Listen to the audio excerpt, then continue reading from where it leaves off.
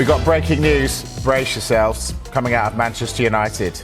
So Dave Brailsford is stepping back from his role as leading the club's football operations. He's not going to do that anymore. So Jim Ratcliffe, we understand, is planning a major reshuffle at Ineos. So Brailsford will go back to his role of Director of Sport with Ineos, but stepping back from the football operations at Manchester United. Mark, your reaction? Huge news for Manchester United because Sir Jim Ratcliffe has gone in there with a fresh broom. He's swept aside a number of existing staff. He's tried to put new structures, new faces, new people in there. Best in class is what he wanted, so that he could return Manchester United to the top of the English footballing pyramid. That's where he believes they belong. And to do that, he wanted to put in a number of people. We know that Sir Dave Brailsford had worked with Jim Ratcliffe and Ineos at his previous football clubs. He'd been involved with, obviously, Team Sky.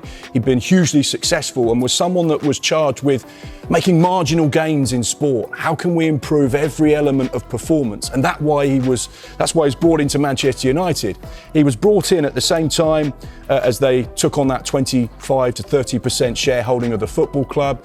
So Jim Ratcliffe was given full control over the football operation at Manchester United, and Sir Dave Brailsford was a key part of that. They brought in Omar Barada from Manchester City. They brought in Jason Wilcox from Southampton. They waited patiently to get Dan Ashworth in as well from Newcastle. They waited a long time, but already you've seen Dan Ashworth depart Manchester United.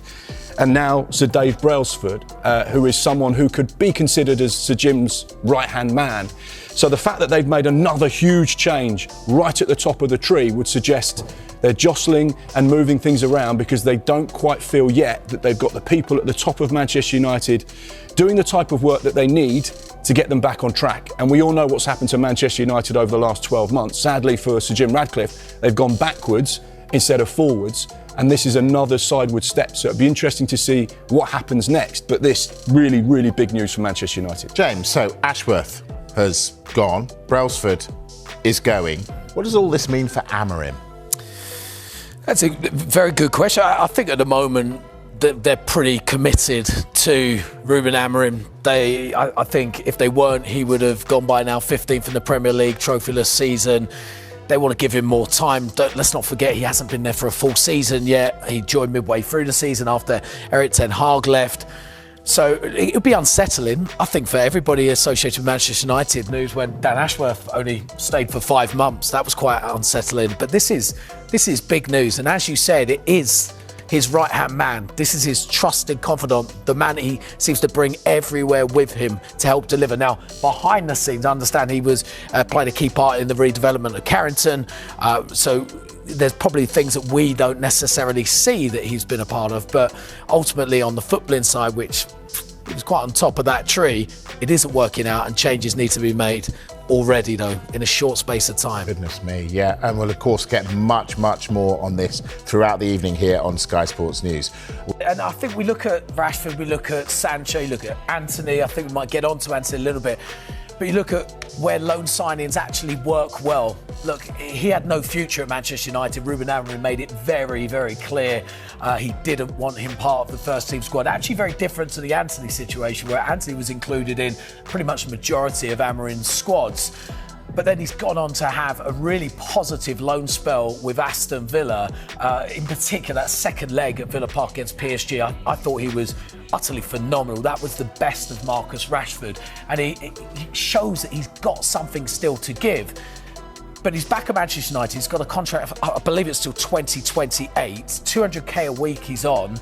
Manchester United are looking to offload. So the options are really, is someone going to come in and pay £40 million, which seems to be the fee that's earmarked for Marcus Rashford, or is someone going to come in and want to loan the player and pay his 200k a week wages? That's the options he's got. But it's Talk me through the mechanics of this then. How does it work? If you're someone who's interested in Rashford, do you just sit tight and wait until Manchester United are desperate to get rid so you get the best deal? Is that how it works? Absolutely. If you walk into Manchester United and say, we want to take Marcus Rashford, they're going to say, you've got to pay all of his wages and you've got to give us £40 million. Full stop. And that's if you want him now. If you want him now. In 4 weeks' time, that might change. In 6 weeks' time, that might change.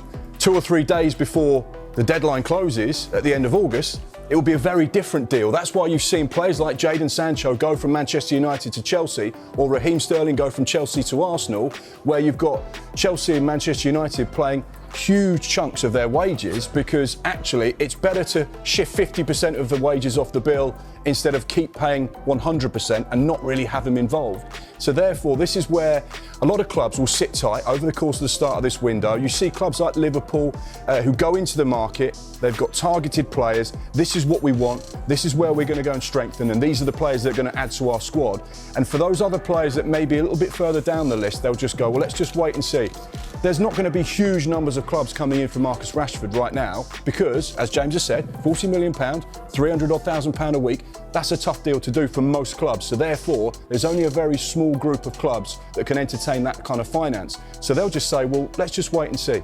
And then they'll make their move. So at the minute, there will be one price, but in 6 weeks' time or 10 weeks' time, that price will change. And, you know, as I was mentioning, Amorim made it pretty clear he doesn't see Marcus Rashford as part of his plans moving forward. So again, clubs can go, right, let's take a step back. We've got time on this because they're going to want to offload him. They want to offload his player. We're going to try and get the best deal possible. So it's a massive game of chicken, is what you're telling me. Yeah. So always. Anthony's back at Manchester United. Same for him, is it? Yeah, same situation. Obviously, he got to the Europa Conference League final of Real Betis. Was starting week in, week out, was scoring, was putting on social media how much he was loving life in Spain. Away from United. Away from United. And therefore, you know, he was making all